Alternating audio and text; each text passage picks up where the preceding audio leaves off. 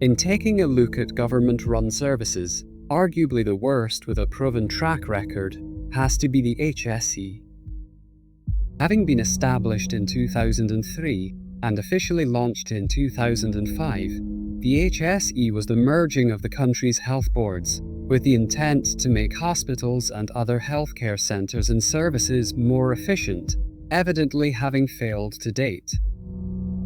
The initial HSE board of 2003 was composed, not surprisingly, by government insiders, having served time on other state boards, agencies, and assorted quangos over the previous 10 years, who would prove to bring nothing new to the table, only established and conservative bureaucratic practices, with no innovations to improve the country's health system or make it truly efficient.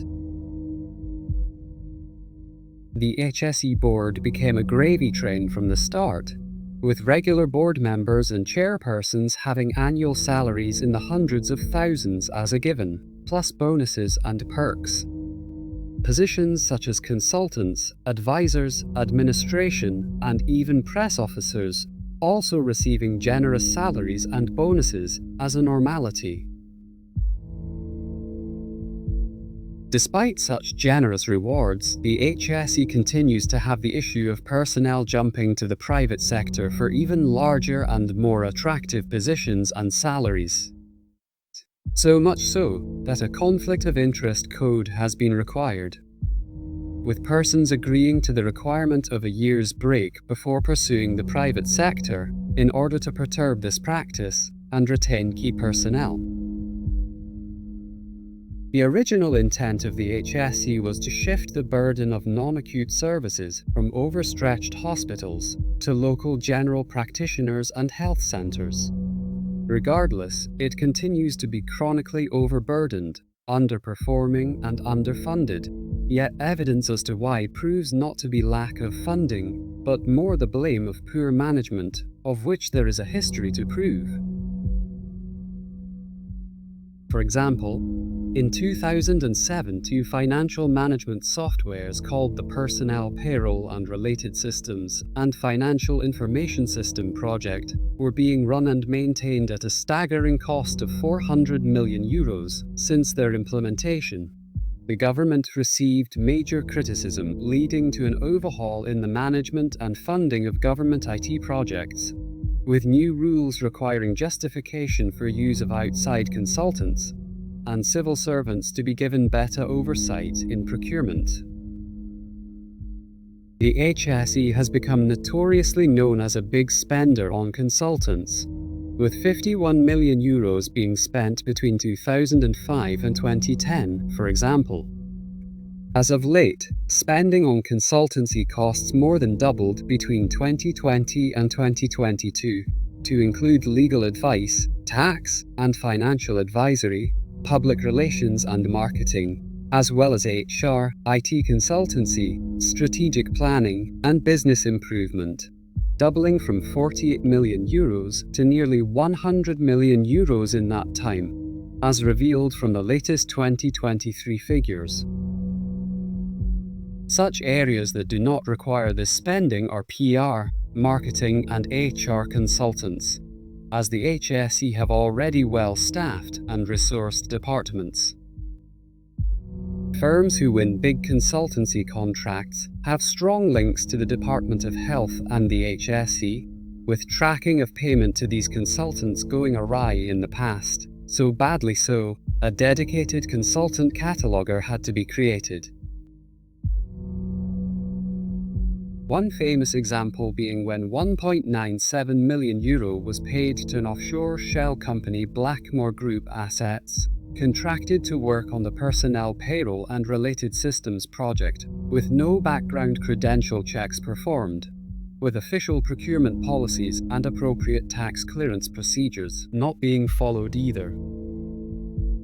The HSE is among the biggest employers in the country, with official numbers just over 165,000 as of January 2024. Yet allegedly continues to have HR, staffing and wage cost problems, while paying exorbitant salaries to top staff and consultants. The HSE is also criticised for having an extremely top-heavy administration structure, even worse than the UK NHS, having more admin staff than health and social care workers.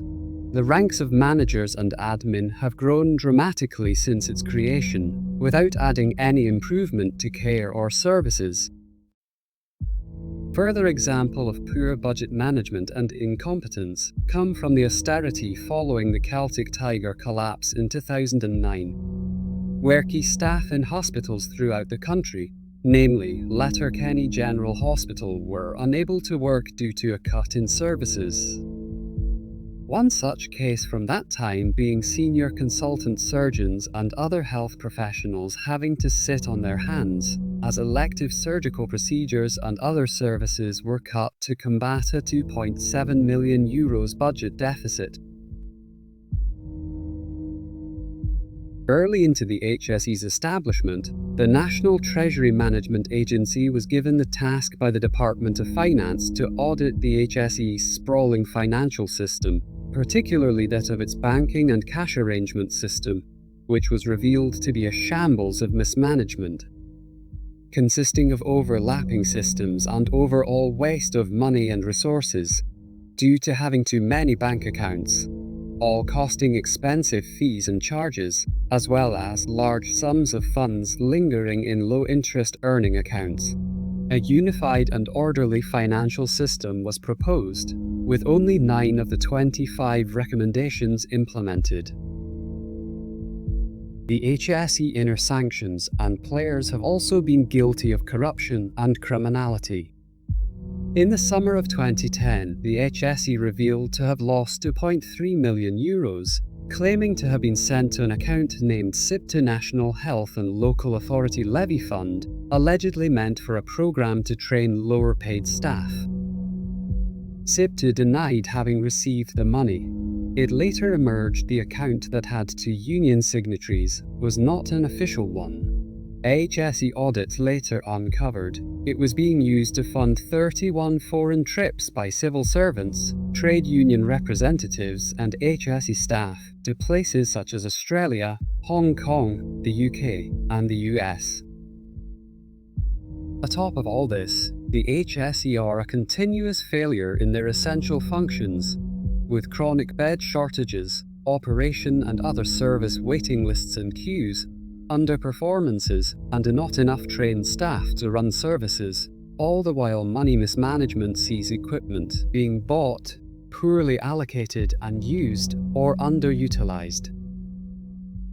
Political and governmental pressures and interferences ironically attribute to this, with equipment and services often being located in underutilized and staffed regions, hospitals and health centers, as they are allocated elsewhere due to these pressures, causing an imbalance and overloading of the system, due to this favoritism culture.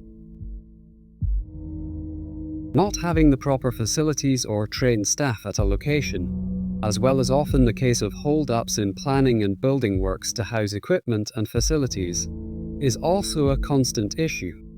As regards to facilities and buildings, the HSE owns an estimated 26,000, with over €10 billion in value, a number of which lay empty and unused in an ongoing basis.